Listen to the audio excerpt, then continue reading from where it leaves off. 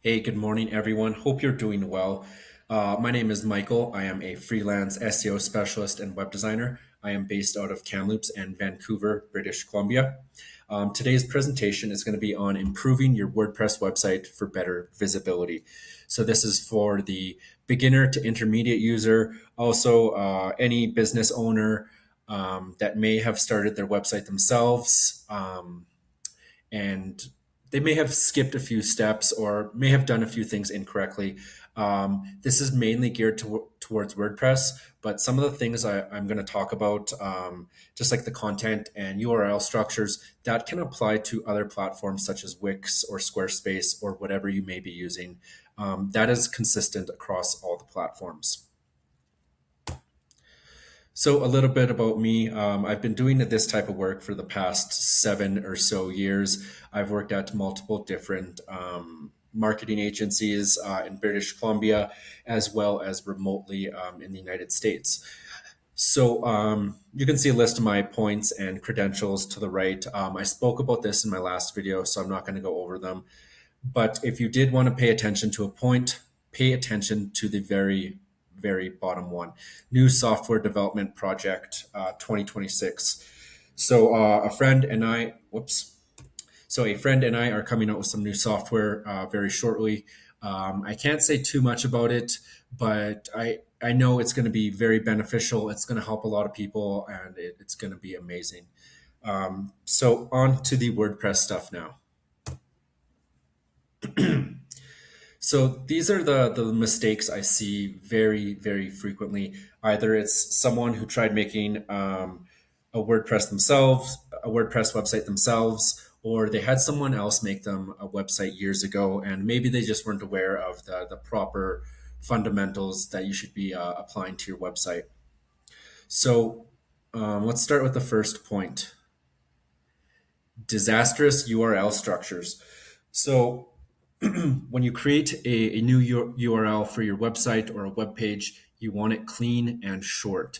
So you just want to have your target keyword in there, Kamloops Lawn Care Services, Kelowna Teeth Whitening, Vernon Tree Planter. So that just gives you an idea of what a proper URL should look like. It should not include dates, it should not include numbers, and it should not include a weird string of random numbers and letters. Lack of content on key pages. This is another very big issue. People just throw up a couple sentences and then they move on to the next page. There's no structure, there's no images, and there's not enough information to feed Google and also your owners or your customers. If Google can't pick up on this of who you are, what you do, where you're located, there's no way your customer is, and you're going to sit silent on page 4, 5, or 6. Another major thing is neglected media files. So what I mean by this is you just put up anything on your website. You own a auto body shop, so you throw up a picture of a few Lamborghinis, some Hummers, and a monster truck. It's somewhat related, but it should be directly related to your exact business and your target audience. So it's cool if you're servicing Lamborghinis and monster trucks, but probably your ideal customer is someone who drives a standard Chevy truck or a minivan or a small delivery vehicle. So those are the types of images you should have. They should be in the proper size, they should be in the proper format, and they should have the proper file name and description. And lastly, missing or unclear CTAs, call to actions. That's what it stands for. So many people, they just have sign up for my newsletter. That's not really enticing. Why would anybody want to sign up for that when it just says that? You could be including freebies, giveaways, a complimentary service, a complimentary call. But people don't make that clear. And if it's not clear or enticing, no one's going to sign up to your website, your newsletter, or your blog mailing list. So on to the first point is the URL best practices. Make great URLs from the start. If you're doing this from the very start with a new website, this is your opportunity to do it correctly from the beginning. But if you have an older website and it's just a mess, you're going to have to create redirects, 301 redirects, or if the page is a total scrap, sorry, excuse me, you're going to have to 410 redirect that so Google knows you're going to delete it. But this is what a bad URL looks like. 𝗩𝗏𝗃𝗃𝗃𝐶a, shoot. 𝗩𝗏𝗃𝗃𝗃𝐶a. Then there's a year, and then there is numbers, letters, underscores, and it just doesn't make any sense. So in the second point, this is what a proper URL should look like, just underneath my cursor. 𝗩𝗏𝗃𝗃𝗃𝐶a/city council meetings. That is a lot less cleaner, or it's a lot more clean.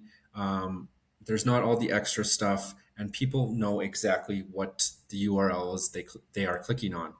If you click on the one above, you have not a single clue, and you have no idea what type of meeting it could be. On your WordPress website, to get this structure down, it is actually quite simple. All you do is go to your dashboard, settings, permalinks, and then click post name. And you can see a quick picture of this right here. So you sign into your dashboard, you click on your left-hand side where the settings are, and then you find permalinks, and this is the one you want right here, post name. Click that, don't forget to save, and you will save yourself a lot of headaches.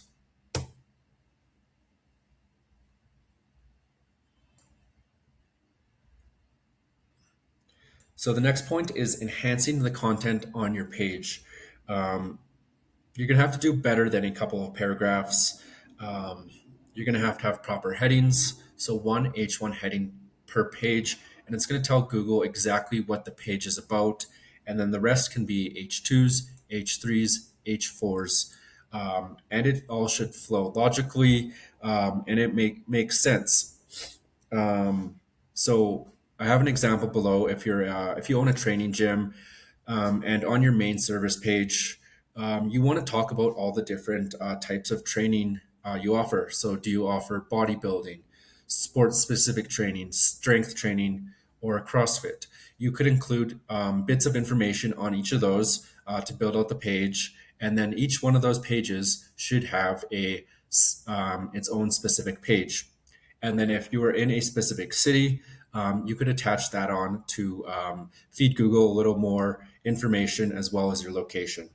So Vernon Bodybuilding Gym, Vernon Sports Training, Vernon Strength Training, and Vernon CrossFit. That's how that would look. The more information you have, the better. But I'd say you'd want to keep it around 1,000, 1,500 words.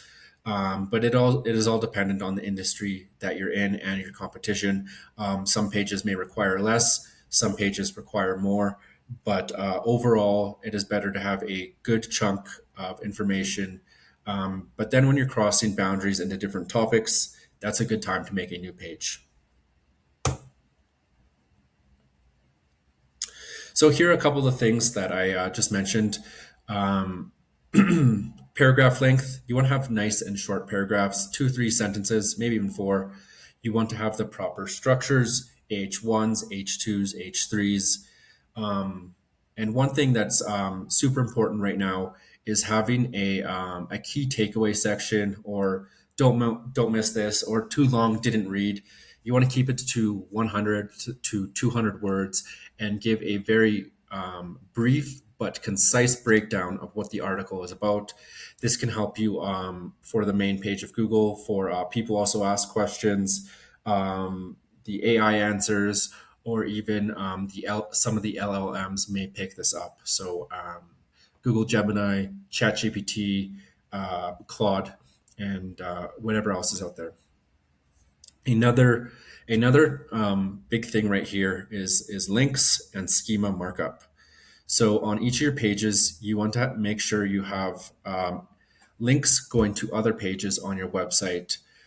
So using the same bodybuilding gym example, so if you are talking about your bodybuilding page, and I don't know, there's information about getting stronger for a specific sport, you would link that to your sports specific page. So getting stronger for football, or building muscle for football season, something like that.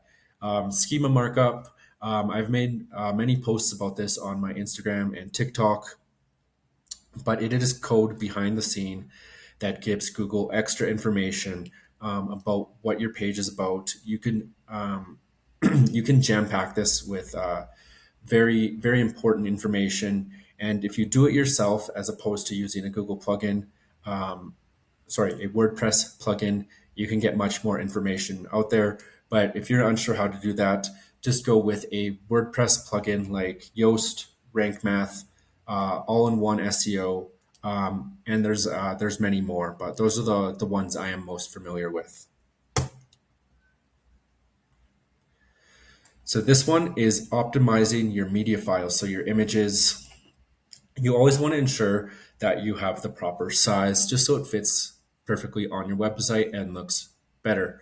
So if you're using a square image, go with 750 by 750, 1000 by 1000, or if you're doing a feature image, 1920 by 1080. So images, they should be very relevant to what your page is about. Google picks up on the context, and it can also see what your image is. So if you have a business blog and then you throw a random image of you in Paris at the Eiffel Tower, that doesn't make sense. But if you have an image of you sitting at your desk working on some files, that would be much more fitting. One thing I always do is I optimize my images just on my computer. I use a couple different websites. It takes 2 minutes. And then you don't have to download any extra plugins on your WordPress website, and you can keep things running more faster, smoothly, and efficient. So when you are adding a photo, you want to make sure you give it a proper file name, alt text, caption, and description. Usually on the first or second image on a specific page, that is where I squeak in my target keyword, but I do not do this on every single image. The following images, they always get a proper alt text, caption, and description. If you want to see how Google sees your images, there is a free API tool you can test. It is called Google Vision. Just type that in. It will bring you there. You got to scroll partway down the page, and then you can upload a image, and it will tell you what it sees in the image, like any type of facial recognition, text, and pretty much everything you need to know about the image. So that will give you a better understanding of how Google sees an image and why it's important to have relevant images on your web page. Here is another big one, clarifying your call to actions, and even just adding more CTAs.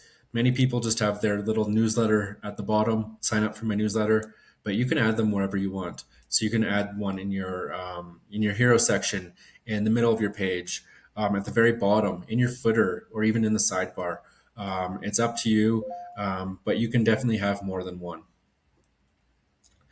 So improving your CTAs for better conversions.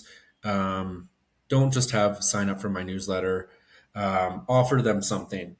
Get a free guide, get a free ebook, get a free consultation, and let them know that there's going to be value there. So that's the second point right there. I just sort of covered. Strategic placement. Put them in many places instead of just in the one spot, and make it worth their while to get on their email list, to get them on your email list. If you're not giving anything away, why should someone join and support you? Give them the free consult, give them the free newsletter, make sure it's packed with information so they will stay signed up week after week.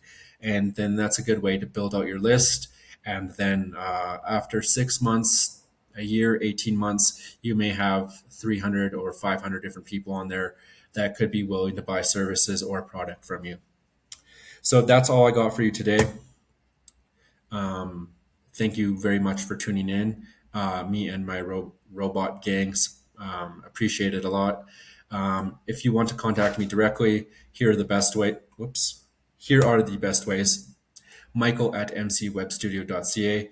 WhatsApp. Come on. 250-320-8614. And here are all my social medias. So if you're a Kamloops or Vancouver-based business, I would love to help you out. Feel free to message me for a free consult or a website audit. Thank you.